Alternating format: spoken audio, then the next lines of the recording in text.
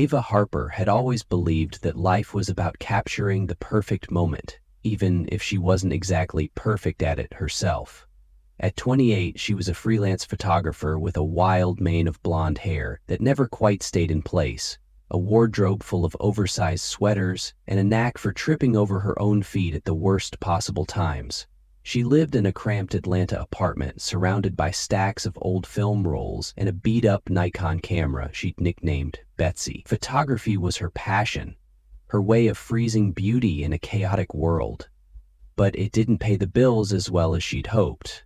Still, Ava didn't care much for money or the people who flaunted it.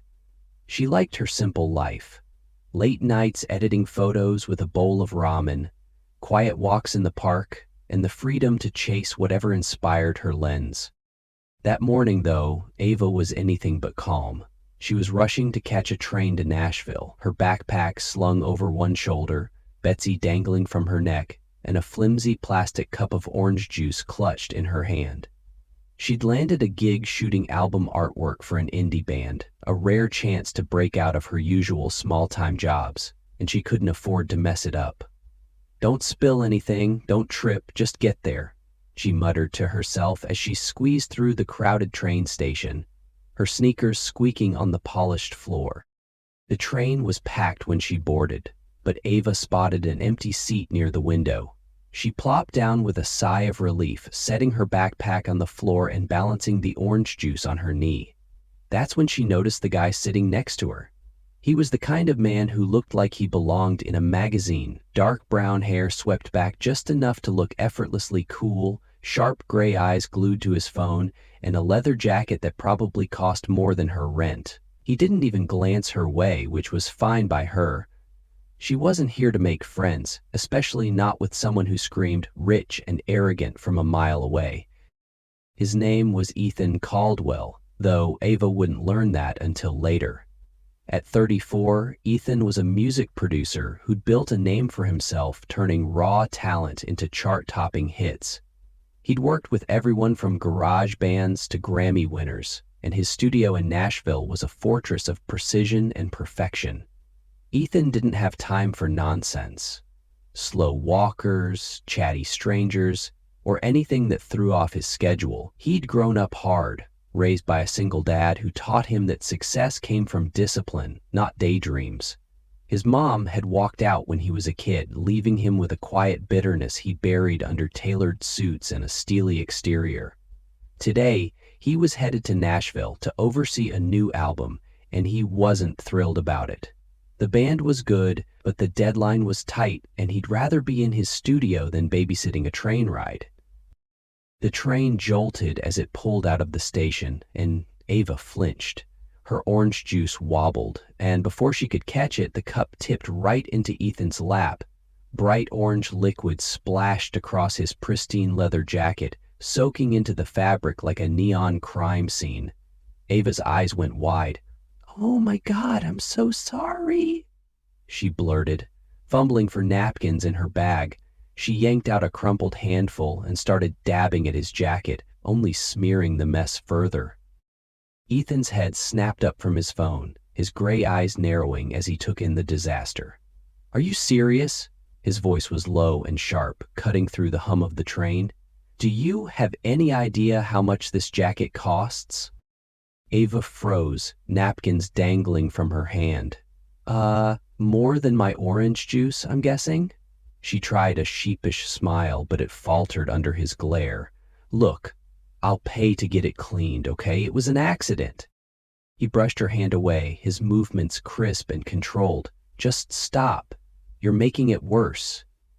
He grabbed his own napkin from the seat pocket and wiped at the stain, muttering something about clumsy people under his breath.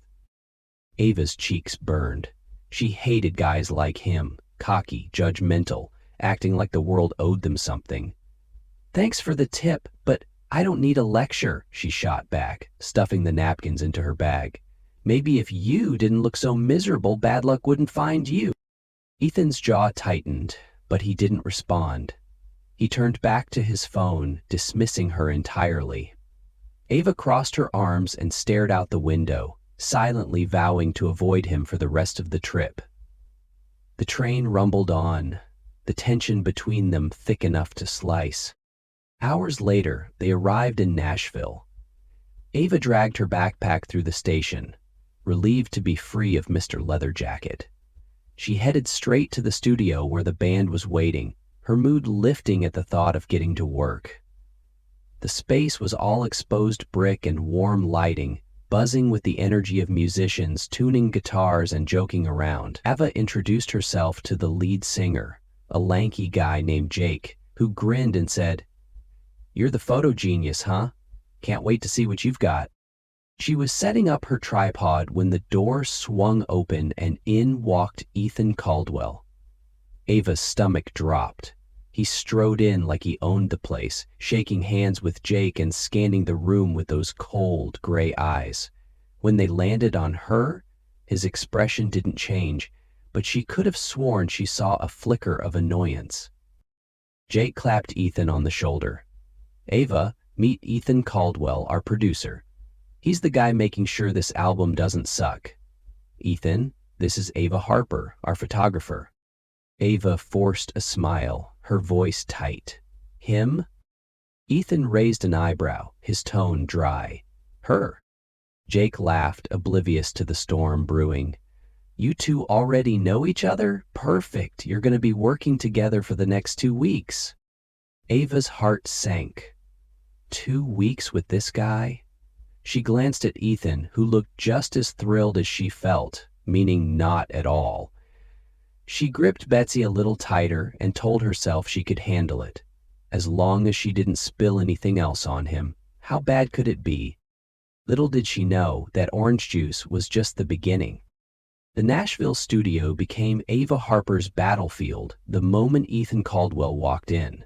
She'd hoped their train encounter was a one-off disaster, but now, stuck working together on this indie band's album, it felt like fate was laughing in her face. Ava wasn't one to back down, though. She threw herself into the project, determined to prove her worth with every click of Betsy's shutter. The band, 4 scruffy guys with big dreams, was easy to love. They goofed around between takes, strumming riffs and cracking jokes, and Ava found herself grinning as she snapped candid shots of their chaos. This was her element. Real moments, raw energy, no pretension. Ethan, on the other hand, was a machine. He sat behind the mixing board in his dark button-up shirt, sleeves rolled to his elbows, gray eyes locked on the sound levels like a hawk. He barked orders at the band.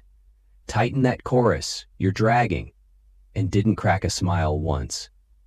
Ava watched him from across the room, her stomach twisting with a mix of irritation and grudging respect. The guy knew his stuff, she'd give him that, but did he have to act like everyone else was beneath him? Their first real clash came 3 days in. Ava had an idea. She wanted to take the band outside for a shoot at golden hour, when the light turned everything soft and dreamy. She pitched it to Jake during a break, her voice bubbling with excitement. Picture this, the guys by the river, guitars in hand, sunset glowing behind them. It'd scream soul, you know? Perfect for the album vibe. Jake nodded, scratching his beard. "Hell yeah, I'm in. Sounds badass." Ethan overheard from his perch at the console and didn't even look up. "No," he said flatly, adjusting a knob. "We're on a schedule. Studio shots are faster. Stick to the plan." Ava bristled, setting her camera down with a little more force than necessary. "Faster isn't better, Ethan. This isn't some factory assembly line. It's art. People connect with feeling, not just efficiency." He finally glanced at her, his gray eyes cool and unimpressed. "Art doesn't pay bills if it's late, Ava. We've got 2 weeks to wrap this. No detours." She crossed her arms, stepping closer. "And I've got one chance to make this cover stand out. You want a boring headshot in here, or something that actually sells?" Ethan stood, towering over her by a good 6 inches, his voice low and sharp. "I want it done. You think I haven't seen 100 photographers try to stand out? Save your vision for Instagram." That stung. Ava's cheeks flushed, but she held her ground. Maybe if you pulled your head out of your fancy spreadsheets, you'd see what real creativity looks like. The band exchanged glances, sensing a storm. Jake muttered, should we take 5? But neither Ava nor Ethan heard him. They were locked in a standoff, the air crackling between them. It went on like that for days, every meeting a tug of war. Ava pushed for natural light and gritty textures. Ethan demanded control and deadlines. She'd spend an hour tweaking a shot, only for him to cut in with, "Move it along, we're not shooting a movie." She'd snap back, "Maybe if you stopped micromanaging, we'd get somewhere." The band started calling them the fireworks, half joking, half wincing whenever they went at it. By Friday, the tension hit a breaking point. They were in the studio late, just the two of them and a pile of unfinished work. The band had gone home, leaving Ava sorting through photos on her laptop while Ethan tweaked a track. She was exhausted, hair slipping out of its messy bun, eyes burning from the screen, but still buzzing with ideas. She broke the silence, her voice firm. "We need to shoot by the river tomorrow. I'm not budging on this, Ethan. The album's called Driftwood Dreams. It deserves something alive, not this sterile box." Ethan yanked off his headphones, spinning his chair to face her. "And I'm not wasting a day hauling gear out there because you've got some romantic fantasy. We're cutting the title track tomorrow. End of story." Ava shot to her feet, hands slamming on the table. "You're so damn stubborn. This isn't just about your precious timeline. It's about the music, the people listening. Why can't you care about that?" He stood too, closing the distance between them, his voice rising to match hers. "I care about results, not your artsy bullshit. If you'd stop yapping for 5 seconds." "Then what?" she shouted, stepping right up to him, her green eyes blazing. "You'd actually hear me? Or are you too busy being a control freak?" Ethan's jaw clenched, his patience snapping like a frayed wire. He didn't think, just acted. In one swift move, he grabbed her shoulders and kissed her, hard enough to cut off her words mid-sentence. It wasn't gentle or sweet. It was a desperate, impulsive bid to shut her up. Ava's brain short-circuited. His lips were warm, tasting faintly of the black coffee he'd been sipping all night, and for 3 stunned seconds she froze. Then reality crashed back. She shoved him away, her hand flying up to slap his cheek with a crack that echoed in the empty studio. "What the hell was that?" she yelled, her voice shaking with fury and something else she couldn't name. Her heart pounded like a drum, her lips tingling where his had been. Ethan blinked, touching his cheek where a red mark bloomed. He looked as shocked as she felt, his cool facade crumbling. I don't know," he stammered, stepping back. "You wouldn't stop yelling, and sorry, I didn't mean to." Ava's chest heaved, her mind a mess. "You don't get to do that. Who do you think you are, kissing me like I'm some thing you can shut off?" She grabbed her laptop, shoving it into her bag with trembling hands. "I'm done here tonight. Figure out your damn track yourself." She stormed out, slamming the door behind her, the cool night air hitting her flushed face. She marched down the street, muttering curses under her breath, but her thoughts kept circling back to that kiss. Why hadn't she hated it? Why was her pulse still racing, not just from anger, but from something deeper? She shook her head, trying to bury it. He was an arrogant jerk, that was it. Back in the studio, Ethan sank into his chair, rubbing the sting on his cheek. He hadn't planned that. Hell, he didn't even know why he'd done it. He just wanted her to stop, to break that endless loop of arguing. But now he couldn't unfeel it. The softness of her lips, the fire in her eyes before she'd slapped him, it was burned into his head. "What's wrong with me?" he muttered, staring at the empty doorway. He told himself it was a mistake, a fluke. But a quiet part of him, one he'd ignored for years, whispered that it wasn't. They both went to bed that night thinking they'd never cross that line again. They were wrong. The morning after the kiss, and the slap. Ava Harper woke up with a headache and a grudge. She lay in her rented Nashville apartment staring at the ceiling, replaying the chaos of last night. Ethan Caldwell had kissed her. Kissed her, and she'd slapped him, which felt justified, but why? Couldn't she stop thinking about how his lips had felt? Rough, warm, unexpected? She groaned, pulling the pillow over her face. "Nope, not going there," she mumbled. He was still the same smug jerk who'd sneered at her on the train. One stupid kiss didn't change that. Across town, Ethan wasn't faring much better. He sat on the edge of his sleek hotel bed, nursing a coffee and a bruised ego. His cheek didn't hurt anymore, but the memory of Ava's hand cracking against it lingered. Worse, though, was the memory of her lips, soft and defiant, even for those brief seconds. He'd kissed her to shut her up, not to feel whatever this was. "Get it together, Caldwell," he muttered, raking a hand through his hair. He'd worked with plenty of people he didn't like. He could handle 2 more weeks with her, right? Wrong. The Nashville project wouldn't let them escape each other. They were stuck in that studio together, day after day, and the air between them buzzed with something new, awkward, electric, impossible to ignore.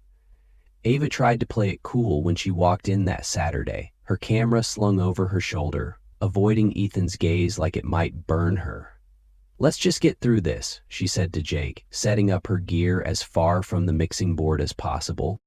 Ethan kept his eyes on the sound levels, his voice clipped. "Fine by me. Sooner we're done, the better." But he noticed her anyway, how her blonde hair kept slipping out of its bun, how she chewed her lip when she focused. He hated that he noticed. The first few hours were torture. They spoke in short, sharp bursts, all business.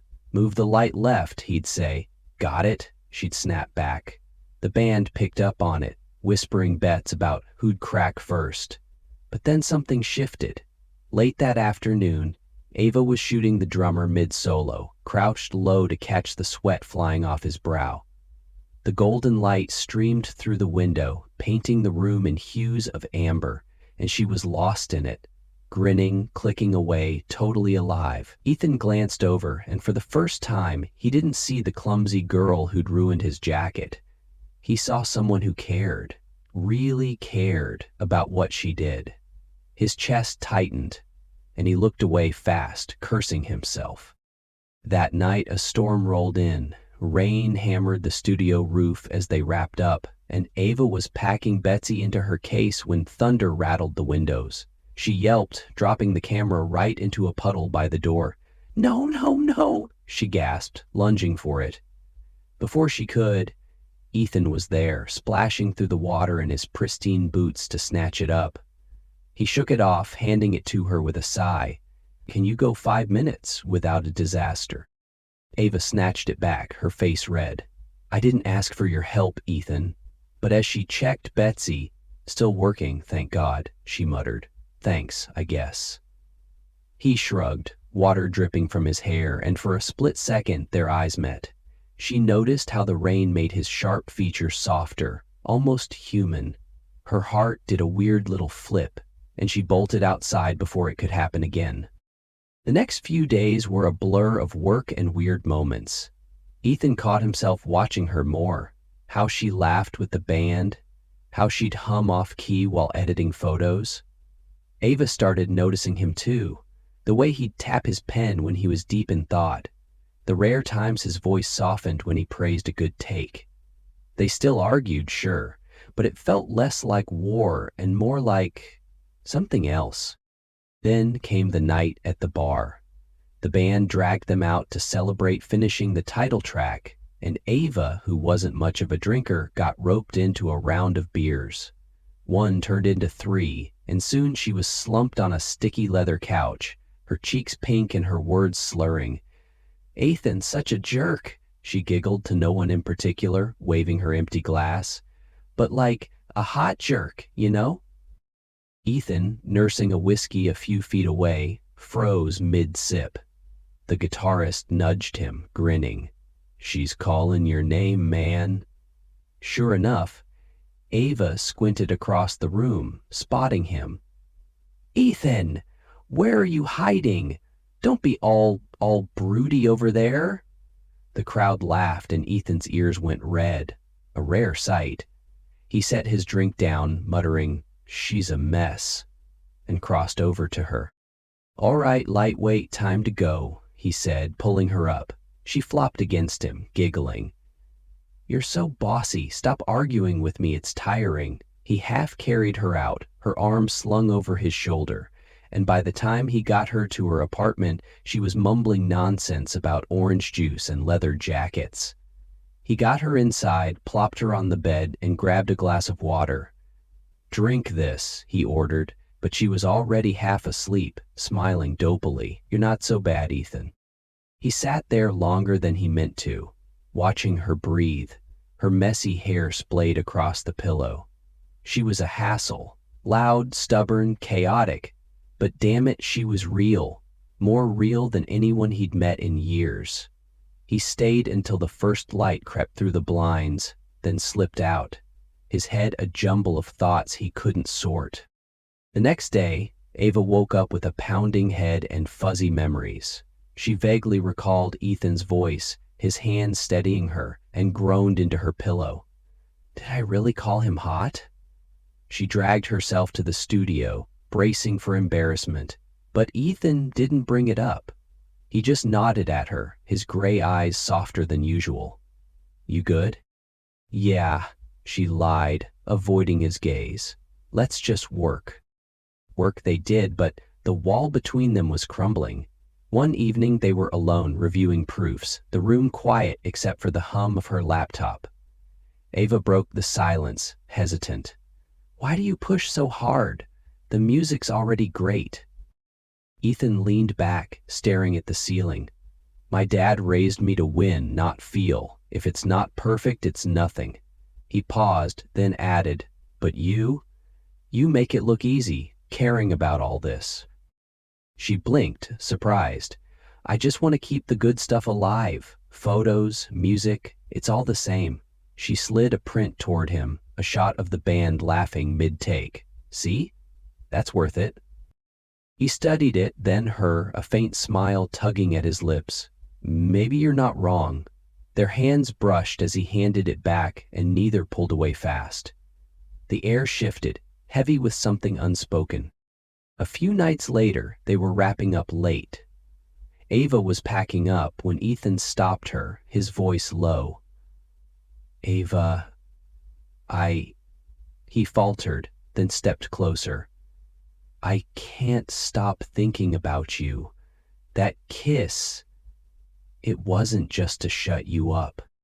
Her breath caught.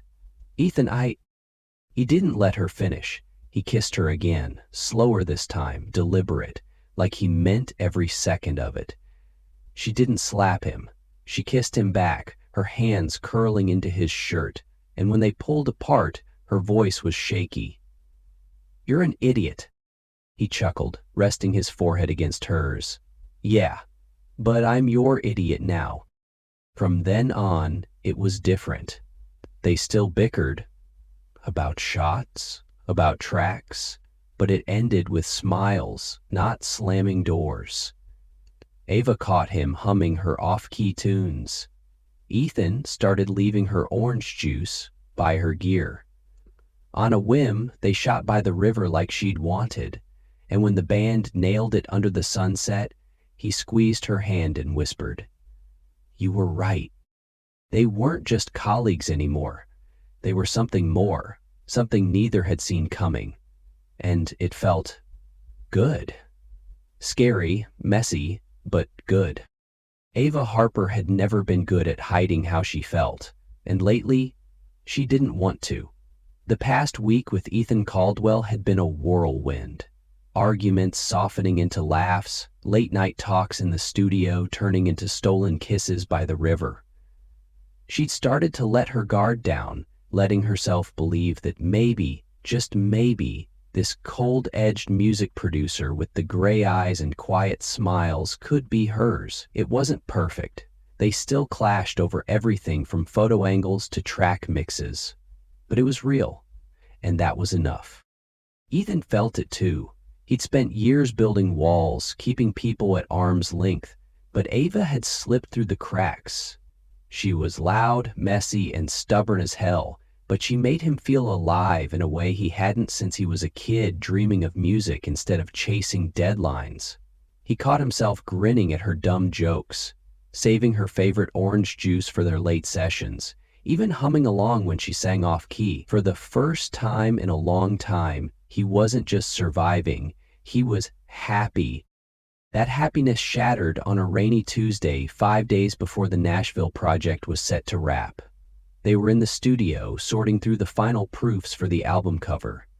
Ava was sprawled on the couch, flipping through prints, while Ethan sat at the mixing board, his jacket slung over the chair. She reached for it to toss it aside. Her foot was cramping from the awkward angle. When something fell out of the pocket, a faded Polaroid hit the floor, face up. Ava picked it up, curious, and her stomach dropped. The photo showed Ethan, younger, maybe late 20s, his arm around a girl with sharp cheekbones and dark hair. They were laughing, pressed close, a Nashville skyline blurry behind them. Scribbled on the bottom in black marker was a note. "Don't trust him, Mia." Mia, Ava's sister, her breath caught, a cold wave washing over her. Mia, 6 years older, had been a singer once. Wild, talented, chasing fame until it broke her. She'd left Atlanta 5 years ago after a messy fallout Ava never fully understood, cutting ties with everyone, including her little sister. Ava hadn't seen her since, but that handwriting, slanted, jagged, was unmistakable. "Ethan," she said, her voice tight, holding up the photo. "What is this?" He turned, saw the Polaroid, and froze. His gray eyes widened, just for a second, before his face hardened. "Where'd you get that?" "Your jacket. Answer me. Who's this girl?" She stood, clutching the photo like it might burn her. "Is this Mia? My Mia?" Ethan's silence was answer enough. He rubbed the back of his neck, looking away. "Ava, You knew her?" she cut in, her voice rising. "My sister? And you didn't tell me?" "I didn't know she was your sister," he said, stepping toward her. "Not until now. Harper's a common name. I didn't connect it." "Bullshit," Ava snapped, her hands shaking. "You dated her, didn't you? That's why she wrote this. What did you do to her, Ethan?" He flinched, like the words were a slap. "It was years ago. Mia and we were a mistake. She was a singer I worked with back when I was starting out. She wanted fame, I wanted control. It crashed and burned, badly. She blamed me when her career tanked, said I ruined her. Then she disappeared. That's it." Ava stared at him, her mind racing. Mia had always been a storm, reckless, passionate, leaving wreckage behind. But she was family, and this felt like a betrayal. "So, what am I to you?" she asked, her voice breaking. "Some replacement? A way to fix your guilt?" "No," Ethan said, firm, closing the gap between them. "You're nothing like her, Ava. I didn't even know you were related until this second. What we have, it's real. You have to believe me." She wanted to. God, she wanted to. But the photo in her hand felt like a knife. "She warned me not to trust you," she whispered, tears stinging her eyes. "And now, I'm wondering if she was right." Ethan reached for her, but she stepped back. "Ava, please. I'm not that guy anymore. I was a jerk back then. Cold, selfish. But you've changed me. I'd never hurt you." "Then why didn't you tell me?" she shouted, throwing the Polaroid at his feet. "You've had weeks to say something, anything about your past. Instead, I find out like this, like some dirty secret." "I didn't think it mattered," he shot back, his voice raw. Mia was a chapter I closed years ago. You're the one I care about now. Ava shook her head, grabbing her bag. I can't do this. I need to think.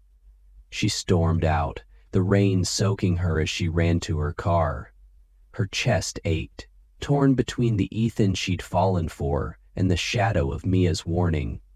She drove back to her apartment, locked the door, and sank to the floor, the Polaroid's words echoing in her head. Ethan didn't chase her. He stood in the studio, staring at the photo on the ground, rain pounding the windows like it was mocking him. He'd screwed up, not by kissing her that first time, but by letting her in without warning her about the mess he'd been. Mia had been a disaster, clingy, volatile, blaming him when her voice couldn't carry her dreams. He'd pushed her too hard, then cut her loose when it got ugly. But Ava? Ava was different. She was light, fire, everything he hadn't known he needed. And now she was gone.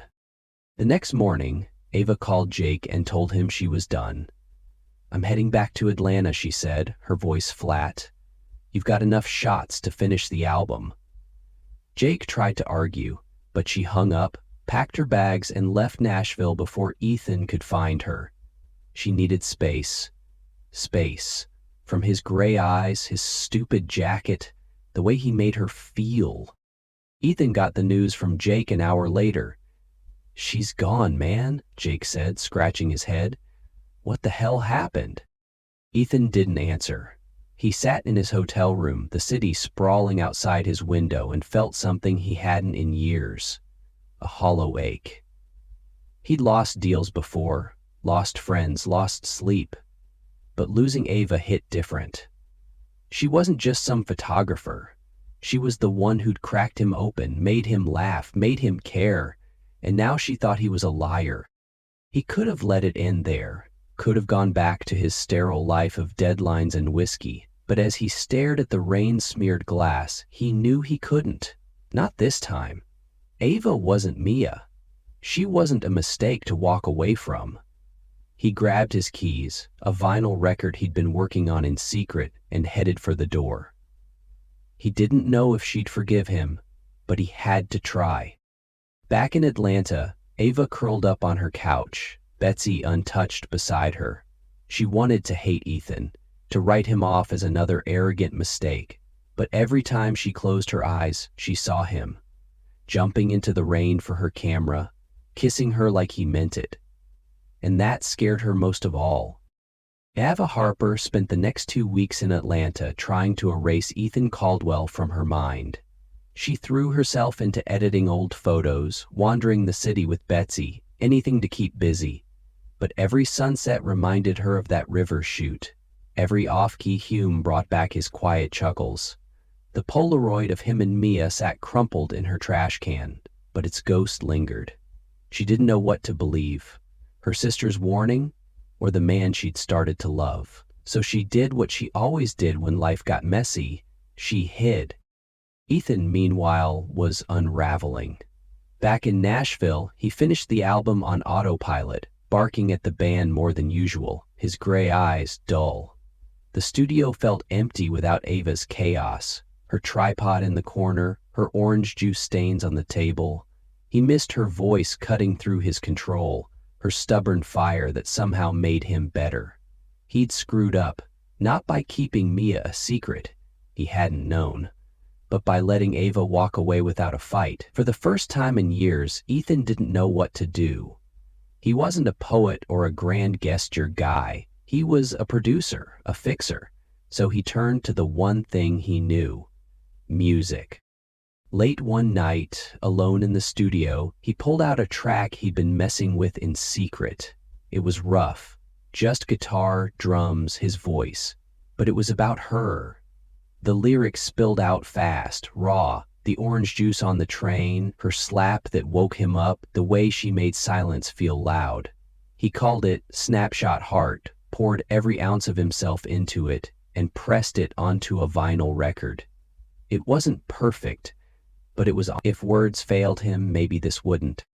On a rainy Saturday, Ethan drove to Atlanta. His hands gripped the wheel, the vinyl in its sleeve on the passenger seat. He didn't have a plan, just her address, snatched from Jake after some begging. When he pulled up to her building, a weathered brick walk-up with chipped paint, he hesitated. What if she slammed the door in his face? What if Mia was right, and he didn't deserve her? But then he thought of her green eyes, fierce and soft all at once, and got out of the car. Ava was on her couch, flipping through a book she wasn't reading, when the knock came. She frowned, setting it down. No one visited her unannounced. She opened the door in a faded t-shirt and shorts, her blonde hair a mess, and froze. Ethan stood there, rain dripping from his hair, his leather jacket clean now, clinging to his shoulders. He held the vinyl like a shield, his gray eyes nervous but steady. "What are you doing here?" she asked, her voice sharp but shaky. "I suck at this," he said, stepping closer. "Talking, feelings, all of it. But I missed you, Ava. These 2 weeks, they've been hell without you." She crossed her arms, her heart thudding. "You should have thought of that before keeping secrets." "I didn't know she was your sister," he said, his voice low, raw. "I swear it. Mia was a mistake I buried years ago. You're not her. You're not anyone but you, and I'm an idiot for letting you think otherwise." Ava bit her lip, wanting to push him away, but his words hit hard. She saw the rain soaking him, the way his hands shook slightly holding that record. "Why should I believe you?" she whispered. He held out the vinyl. "'Cause I made this for you. Just listen to it. If you still hate me after, I'll go." She took it, hesitant, and stepped aside to let him in, more out of curiosity than forgiveness. Her apartment was small, cluttered with photo prints and half-dead plants. She slid the record onto her old turntable, the needle crackling as it started. Ethan's voice filled the room, gruff, unpolished, singing about her. "Orange juice on my sleeve, you laughed and I couldn't breathe. Slapped me awake, now I'm yours to take. It was messy, beautiful, hers." Ava's eyes welled up. She turned to him, voice trembling. "You wrote this?" "Yeah," he said, rubbing his neck. "I'm terrible with words unless they're in a song. But I mean every one. I'm not good at much outside music, Ava, but I'm good at loving you. Give me a chance to prove it." He laughed, a clear, ringing sound that broke the tension. "Oh my God, Ethan, it's cheesy as hell." But her tears fell, and she stepped closer, clutching the vinyl sleeve. "You're such a jerk. A stupid, sweet jerk." He pulled her into his arms, holding her tight, his breath warm against her hair. "I missed you, every damn day. Your smile, your voice, these lips." He kissed her then, slow and deep, pouring 2 weeks of longing into it. She kissed him back, her hands fisting his wet jacket, and when they parted, she grinned. "Your singing's awful, but the kiss isn't." He laughed, a real, unguarded sound. "I'll work on the singing if you stay." She did. They started over. Not perfect, but together. Ethan moved between Nashville and Atlanta, teaching himself to use Betsy and breaking her lens once, to Ava's mock horror. Ava tagged along to his sessions, snapping candids of him hunched over the mixing board, orange juice always nearby. They fought, about art, about schedules, but it always ended with a kiss, not a slammed door.